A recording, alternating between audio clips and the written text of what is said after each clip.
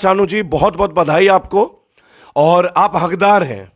और बहुत सारे राज्य के अलग अलग सरकार के मुख्यमंत्री बड़ी बड़ी घोषणा कर रहे हैं। कोई कह रहे मैं 2 करोड़ दूंगा अगर गोल्ड मेडल लाएगा। कोई कह रहे 5 करोड़ दूंगा। अरे भाई, आप क्या दोगे? किसको दोगे 2 करोड़? किसको दोगे आप 5 करोड़? आपकी क्या हैसियत है? ये तमाम मुख्यमंत्रियों के लिए क्या हैसियत है आप लोगों की है?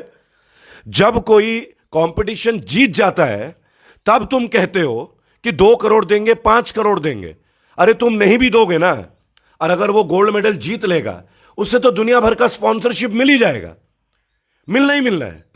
अरे अगर तुम्हें गौर ही करना है खेल के लिए, स्पोर्ट्स के लिए, तो उनके लिए करो ना जो डिस्ट्रिक्ट लेवल पे, स्टेट लेवल पे तैयारी कर रहे हैं। वो छोटे मासूम बच्चे, वो डिस्ट्रिक्ट लेवल के अंडर 13, अंडर 14, अंडर 11, उन लोगों के लिए पहले से प्राथमिक सुविधाएं दो ना। उसके लिए हमारे खेल मंत्रालय चुप होकर गूंगा बन के बैठा हुआ है।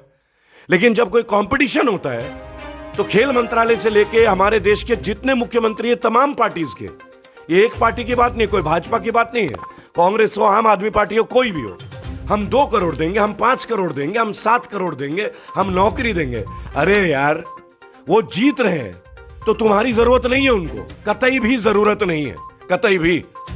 जरूरत उन खिलाड़ियों को है जो गली नुक्कड़ से निकलते हैं, जिन्हें बेसिक फैसिलिटी नहीं मिलता है। 135 करोड़ जनता के भारत में, इस महान राष्ट्र में बेसिक फैसिलिटी नहीं मिलता है ना? अगर उन्हें बेसिक फैसिलिटी मिल जाए ना, तो जैसे चाइना में, जैसे अमेरिका में बेसिक लेवल पे इतना अच्छा फोकस है कि उन्हें डिक्लेयर नहीं करना पड़ता है। उनका ऊपर प्रति साल 1-1 करोड़ खर्च करती है डिस्ट्रिक्ट लेवल पे। गली मोहल्ले के गरीब परिवारों के बच्चे जो फुटबॉल खेलते हैं, जो तीरंदाजी करते हैं, जो वेट लिफ्टिंग करते हैं, चाहे कोई क्रिकेट खेलता है, लेकिन नहीं, वहां पे हमारे खेल मंत्रालय को, भारतीय सरकार को, चाहे अब भारत की जो सरकार है ये हो, चाहे पूर्व की जो भारत की कांग्रेस की सरकार है चाहे वो हो, सब के सब एक थाली के चट्टे बट्टे। जब भी कोई कंपटीशन होगा, बड़े बड़े ढकोसले, बड़े बड़े अनाउंसमेंट, खिलाड़ियों का जीत जो है वो अपने नाम करने की कोशिश, चाहे वो पूर्व की कांग्रेस की सरकार हो, चाहे भाजपा की सरकार हो, चाहे केजरीवाल जी का नई जुम्मा चुम्मा बना हुआ दिल्ली का सरकार हो। लेकिन कहीं भी खेल की भावना का कोई कीमत नहीं, कोई अहमियत नहीं, उन बच्चों के लिए कोई फैसिलिटी नहीं। आज भी स्टेट लेवल का खिलाड़ी जमीन पे लेट रहा है, उन्हें अपना राशन पानी का इंतजाम करना हो रहा है। आज भी 24 गोल्ड मेडल जीतने वाली दिलराज कौर, उत्तराखंड, देवभूमि उत्तराखंड की बेटी, बिस्किट और पापड़ बेच रही है। उसके लिए धामी जी का एक स्टेटमेंट नहीं है जो मुख्यमंत्री है। उसके लिए किरण रिजिजू जी का आज तक एक वक्तव्य नहीं है।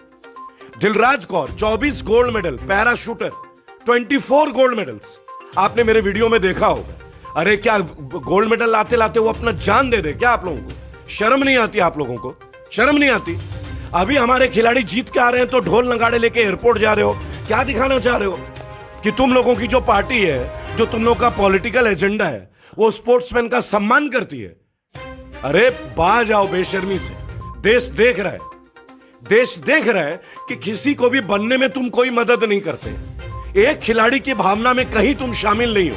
लेकिन कोई खिलाड़ी जब अपने प्रयास से अपने घर के खेत बेच के, अपने मां के जेवर बेच के जब वो चैंपियन बनती है ना, तो बरसाती मेंढक की तरह ये तमाम पॉलिटिकल पार्टी के जो नेता हैं, ये दौड़ के आ जाते हैं वहां पे कि हम देंगे 2 करोड़। अरे तुम होते कौन हो 2 करोड़ देने वाले? हमारे टैक्स के पलने वाले तुम कहां से किसी को 2 करोड़ दे पाओगे? क्या हैसियत है तुम्हारी 2 करोड़ 1 करोड़ देने की? क्या हैसियत है भाई?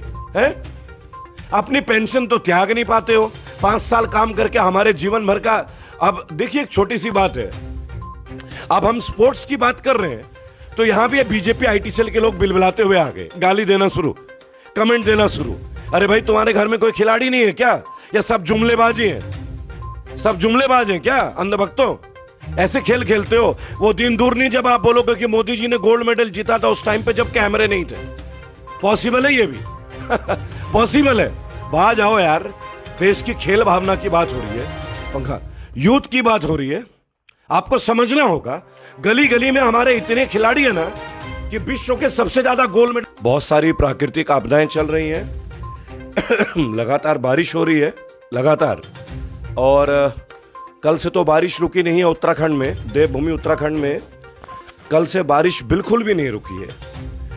और आसाम मिजोरम बॉर्डर पे बहुत सारे लोग मारे गए हैं।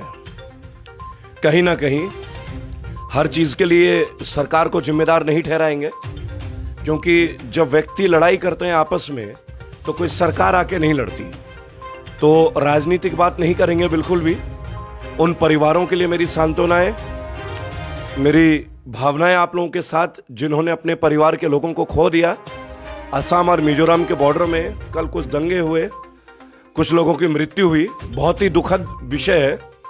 और प्राकृतिक आपदाओं के कारण हिमाचल प्रदेश, उत्तराखंड, जम्मू कश्मीर, बिहार, बहुत सारी जगह में बाढ़ जैसी स्थिति बन गई है। उन तमाम परिवारों के लिए जिन्होंने अपने प्रियजन को खो दिया, जिनका बहुत चीज़ों का नुकसान हो गया, जिनका चल अचल संपत्ति का नुकसान हो गया, मेरी भावना आप लोगों के साथ। अत्यंत कष्ट का दौर है। यहाँ भी बारिश हो रही है, मैं आपको दिखा सकता हूँ। आप मेरे पीछे का बैकग्राउंड देख लीजिए, बारिश लगातार हो रही है, लगातार रुकी नहीं है बिल्कुल। आइए आप लोग जुड़ते रहिएगा। और असम मिजोरम में जो कल लोगों की हत्याएं हुई हैं, गोलियां चली है सरेआम, गृह मंत्री जी से केवल एक निवेदन होगा कि जब हमारे देश के नागरिक मृत हो जाते हैं, हत्या हो जाती है, तो हम देर से क्यों जागे, क्यों ना हम समय से कुछ चीज़ों को बचा लें।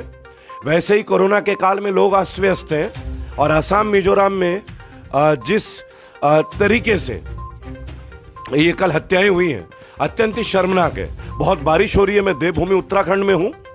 बहुत सारी चीज़ें मैंने कल देखी है, बहुत सारी चीज़ें, बहुत दुख हुआ है मुझे कुछ चीज़ों को देख के। मैंने एक बात आप लोगों से शेयर करनी है दोस्तों। ओलंपिक्स चल रहे हैं जापान में, हमारी देश की वीरांगनाएं बहनें मेडल्स ला रही हैं।